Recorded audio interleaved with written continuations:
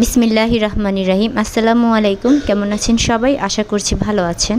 আমরাও আলহামদুলিল্লাহ ভালো আছি ঠিকই, কিন্তু আমার বাচ্চা, বিশেষ করে বড়টা, আজকে প্রায় 2 মাস ধরে একটু ঠান্ডা কাশির অনেকটা সমস্যায় ভুগতেছে। কোনোভাবেই ওষুধেও কাজ হচ্ছে না, অ্যান্টিবায়োটিকও খাওয়ানো হয়েছে।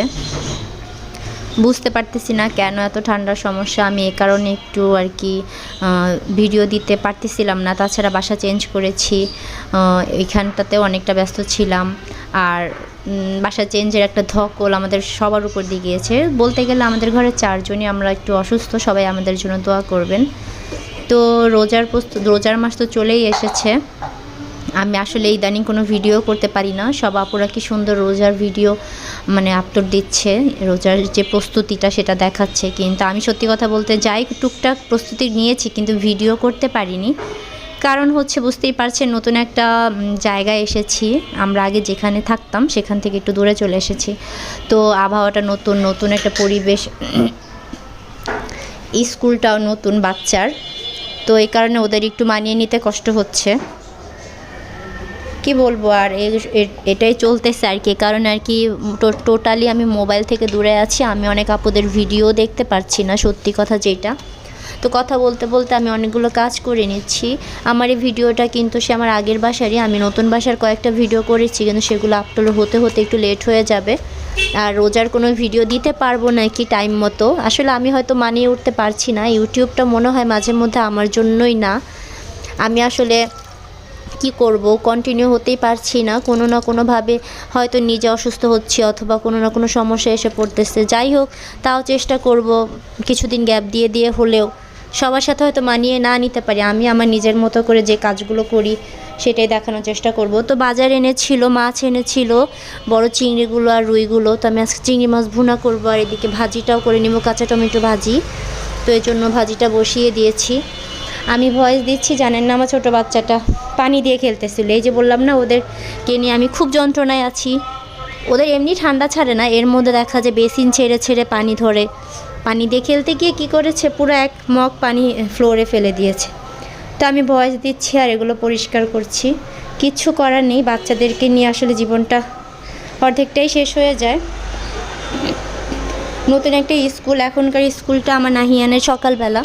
আসলে আগের স্কুলটা একটু দুপুর টাইম বলতে 11:30 থেকে ছিল, যার কারণে সকাল সকাল উঠা লাগতো না। এখন আবার সকাল সকাল ঘুম থেকে উঠা দরকার, উঠতে হচ্ছে। এই কারণে একটু মানিয়ে নিতে পারছি না। আর আমি ভয়েস দিচ্ছি, আর আমার বড় ছেলেটা কন্টিনিউ কেসে যাচ্ছে। আজকে আমি যখন ভয়েস ওভার করছি তখন কিন্তু আমি একটু আগে গ্যাস দিয়ে এসেছি। তো দেখি যদি না কমে তো ডক্টর দেখাবো। আসলে ডক্টর দেখালেও যে ভালো হয়ে যাবে, কারণ আমরা যেই ধরনের ওষুধ খাওয়াচ্ছি, এখন যদি ভালো না হয় ওকে হয়তো এক্সরে করাইতে হবে। ঠান্ডার সমস্যাটা আসলে আমার থেকেই পেয়েছে। আমারও অনেকটাই অ্যালার্জির সমস্যা ঠান্ডার। একটু ধুলাবালি লাগলে আর কি অবস্থা খুব খারাপ হয়ে যায়। তো আমার বাচ্চাটারও সেই সমস্যা হয়েছে। তো যাই হোক, আমার বাচ্চার কথা বলতে বলতে আমি কাজের কোনো কথাই বলতে পারছি না, কারণ আমি এ থেকে ফোকাসে আছি আমার ছোটো জনের উপর। সে কাজ বাড়াই দিচ্ছে আমার। তো এই তো রান্নাও বসিয়ে দিয়েছি। এই দিক দিয়ে মাছ ভোনার জন্য পেঁয়াজটা বসিয়ে দিয়েছি, একটু লবণ দিয়ে দিয়েছি যাতে তাড়াতাড়ি নরম হয়ে যায়। ঝোল দিয়ে দিব। আমি একটু কাঁচা টমেটো পাকা টমেটো মিক্সড করে আর কি ভুনাটা করব। তো এই ভয়েস দেওয়াটাই না আমার জন্য খুব সমস্যার, কারণ কেউ না কেউ বাসায় থাকে, অথবা বাচ্চারা ঘুমায়, অথবা বাচ্চাদের হাতে মোবাইল থাকে। তো এরকম করে আমার আর কি ভয়েসটা দেওয়া হয় না। ভিডিও যেমন তেমন কষ্ট করে হয়তো করি, কিন্তু ভয়েসটাই দিতে সমস্যা হয়ে যায়। তো এই তো আমি রান্নাটাও বসিয়ে দিয়েছি। আজকে প্রায় 15 দিন হয়ে গিয়েছে আমি ভিডিও আপলোড করতে পারছি না। তো ভাবলাম রোজার মাস তো আরও ব্যস্ততম মাস, আমি তো হয়তো আর কয়দিন পরে আপলোড করবো ঠিক নেই। তাই আর কি চেষ্টা করতেছিলাম রোজার আগের দিন একটা ভিডিও তো তৈরি করা আছে, এগুলো আমি একটু আপলোড করি কোনো রকম ভয়েস দিয়ে। কিছু মনে করবেন না, ভয়েসটা একটু ক্লান্ত শোনাতে পারে, কারণ আমি অনেকটাই ক্লান্ত। সকালে বাচ্চাকে নিয়ে স্কুলে গিয়েছি, আবার গ্যাস দিতে গিয়েছি, বাসায় এসে তো কাজ আছেই। আর ছোটো বাচ্চাটা আসলে কথা শুনে না, ও সারাক্ষণই এটা সেটা বায়না করে, তো ওর পিছনেই সারাক্ষণ খাটতে হয়। আমার মনে হয় কি, বাচ্চাদের এই সমস্যাগুলো সব আপুদেরই হয়, আর বিশেষ করে যদি ছোট বাচ্চা থাকে যাদের কন্ট্রোল করা যায় না আর কি। তো তো এই তো সন্ধ্যার সময় বাবা নাস্তা নিয়ে এসেছিল, আমাদের জন্য গ্রিল এনেছিল। গ্রিলটা প্রায় অনেক দিন পরেই খাওয়া হয়েছে।